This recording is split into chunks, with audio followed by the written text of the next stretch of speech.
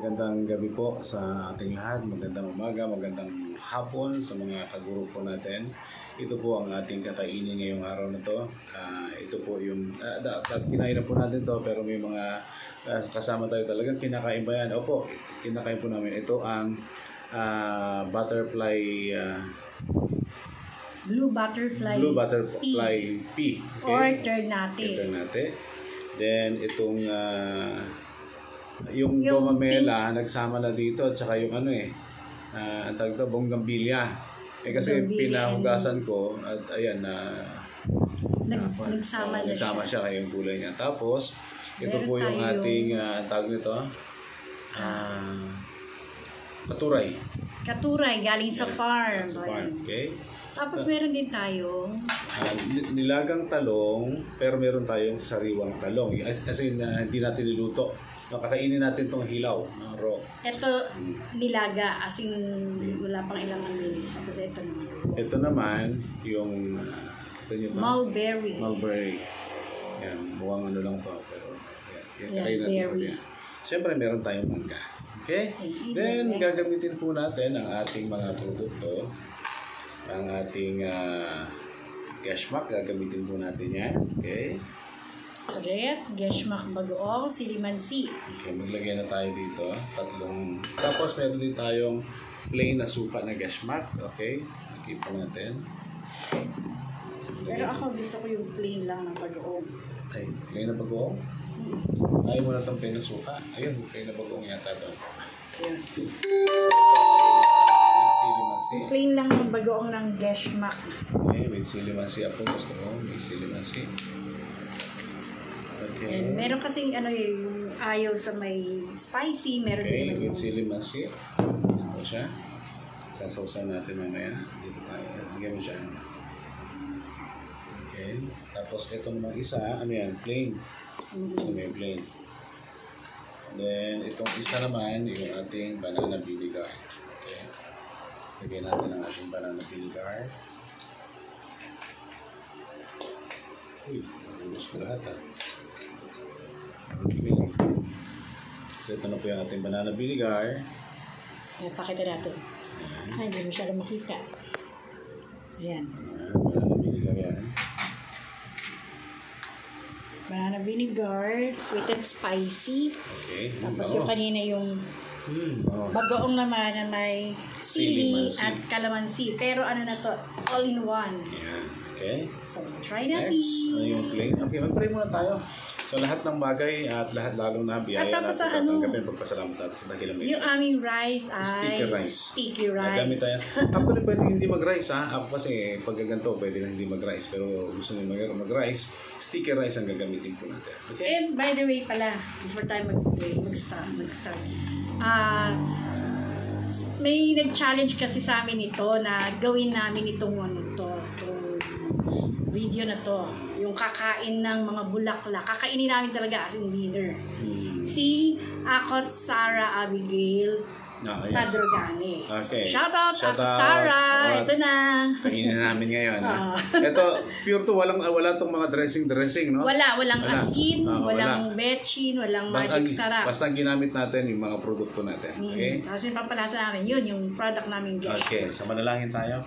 Dakilang may likha ng pangalan ng Yahweh, ikaw po ang nagmamayari ng lahat at aming ipinagpapasalamat at hiling na iyong pagpalaing basbasan ng mga biyaya itong aming tatanggapin upang magbigay sa amin ng kalakasan, kagalingan at ito magamit sa pagliligtas sa iyo. Ang papuri, pasalamat sa ilang mga Yahweh.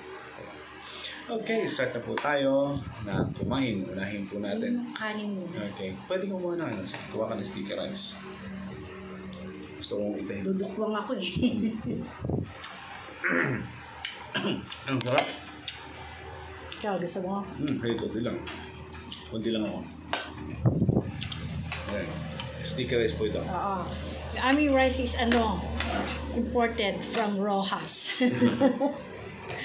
So, salamat din sa sponsor ng rice. Yeah, sticky rice.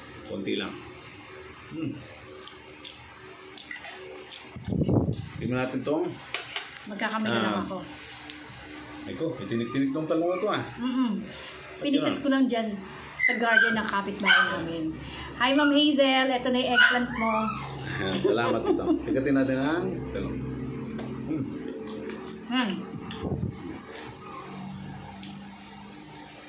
Masarap yun, dilaw. Try ko muna yung luto. Masarap siya. Tapos yung talong niya, hindi violet, green po talaga yung talong niya. Ni Ma'am Hazel. Hazel Pagulayan. Baka may gumagano dito ha. Wala. Ayan, wala to. Half cook.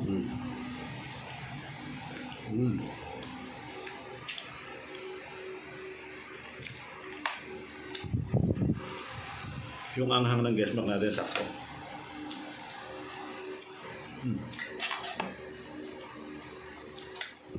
O tayo na ako? Bougainvillea. Bougainvillea. Ang bougainvillea, mabuti po yan sa ating kalusugan. Hindi po siya hindi lang po siya, akala natin kasi ano lang siya yung decorative na plant. Diba?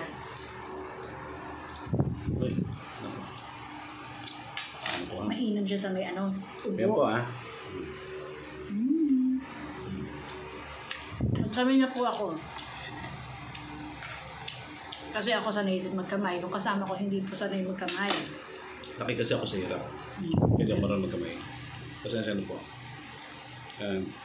Nagsabi. Bakit mahirap ka tapos hindi ka marunong magkamay? Kasi mahirap kami.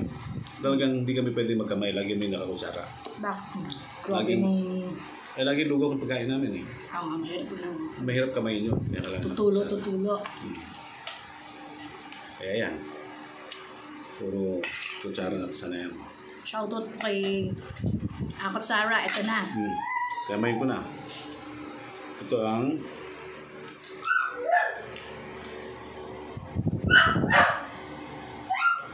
ito nakuha lang po namin sa curry ba yan? Ay hindi, kagay. Curry po. Kagay ba? Kasi every morning naglalakad po kami. As in lakad, yun ang pinaka-exercise ko namin.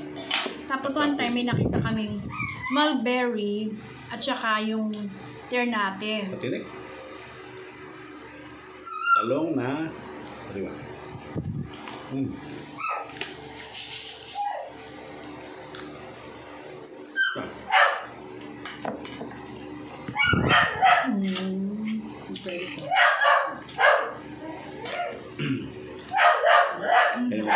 Ako naman to. Ano naman yung aso namin maingay. Pasensya na po.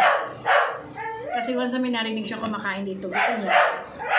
Kasabay din siya. Wala ba itong ano? Wala. Sigurado Kita naman yung nilaga. Okay lang. Dito na Pero ikaw kakain na.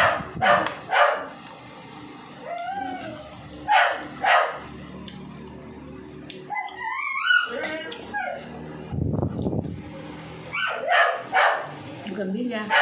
Last time inano ko to, niluto ko siya torta. Masarap din.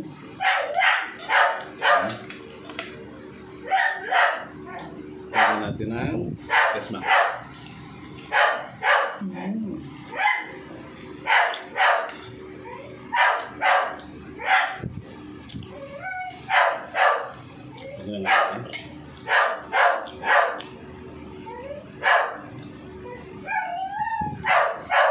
Basi.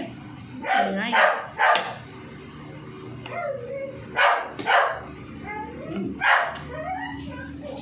Yung aso namin minsan hindi niya malaman kung tao siya o manok. Yung may dulas, ano yun? Yung gumamela. Kaya pag kinain mo medyo may dulas. Talong. Kasi ba ito? Ilaw ko. Ha? Wala bang ano to? Wala na dito sa akin. Baka may ano ha? Naman yung boses ko. May matamis pala. Alin? Kailang matamis? Yung talong na hilaw. Oo. Masarap siya.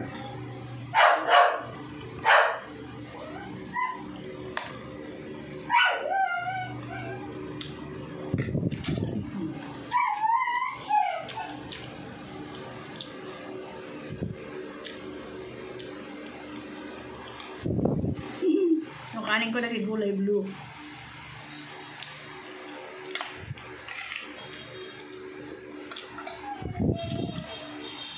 Kain tayo ng tamis.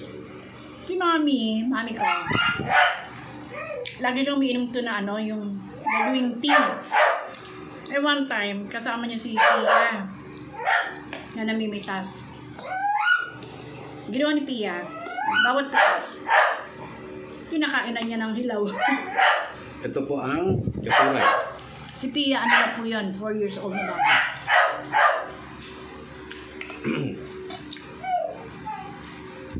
Ang sarap ng katuray. Oh.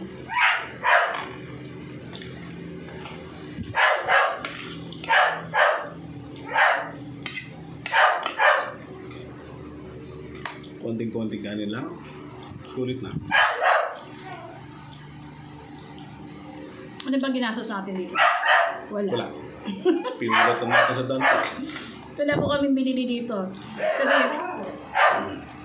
pinitos lang namin pinakasayan na ano. Ibag maingay. Kasi actually, meron kaninang ano eh.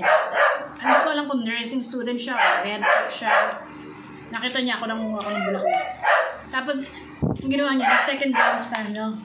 Parang sinisigurado, ano yung babae niya nangunguha ng bulaklak? Ano to?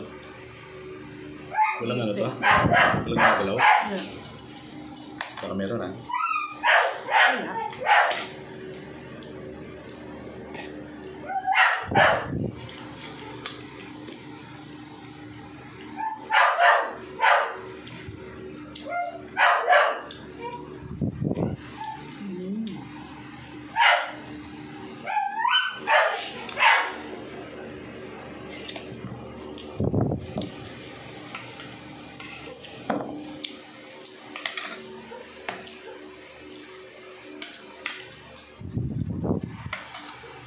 Simpleng buhay sa farm.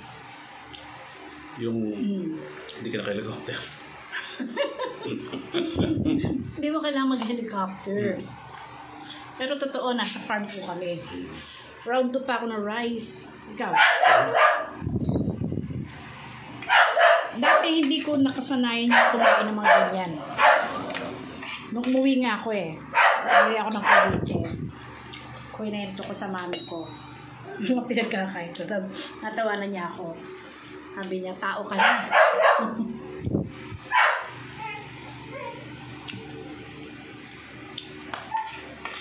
Usually ba yung bamboo shoot or yung labong? Binili natin sa palengke na kahiri. Dito natutunan ko siya yung paano hihimayin from the scratch. From the puno.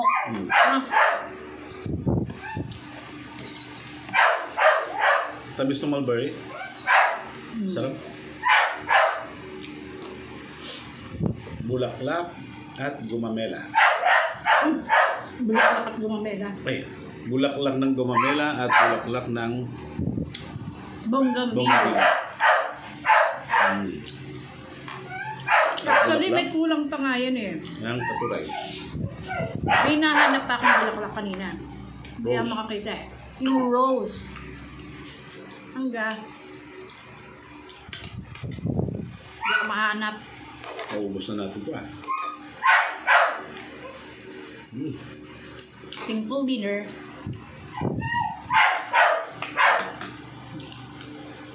Ito yung, Mulberry. ito yung kumakain kang pagkain mo at the same time gamot. Kasi pag hindi mo ito ginawa, darating panahon, nang kakainin mo, puro gamot na.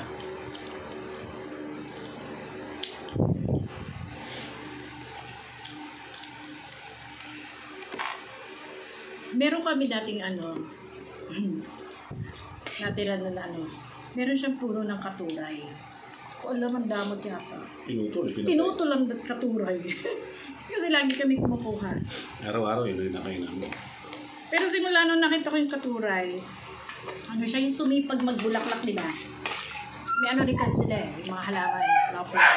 Ang sa binabati mo, para silang nagagawakan. Dapat na may-ari, pinutol niya talaga, no? Pinatay niya yung sa katuray. Tapos pinilahat kami. Baka makapanood sila eh.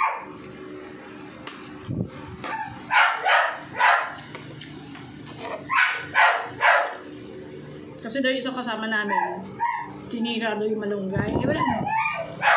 Wala naman kami nun.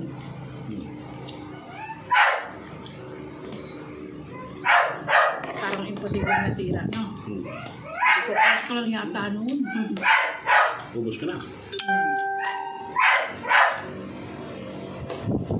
Ubusin mo na. Hindi. Mawalan tayo ulam.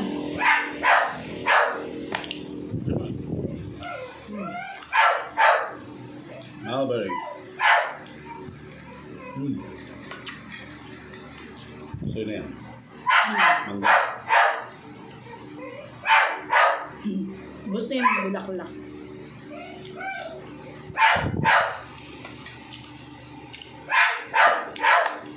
Ito kasi sinasabi ng kasulatan na dapat natin kinakain. Mga halaman na nagkakain. Mga prutas at halaman na dapat natin kainin.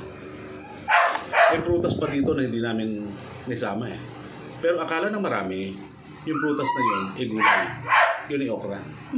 Pero prutas po yun. Kamatis ay prutas din. Pero si avocado, gulay.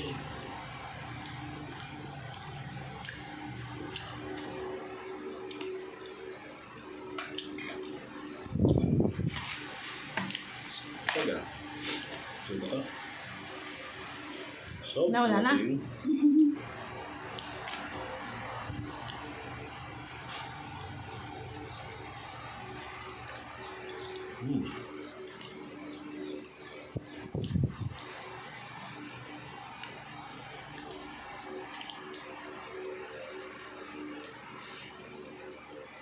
Baka isipin nila, bakit ano?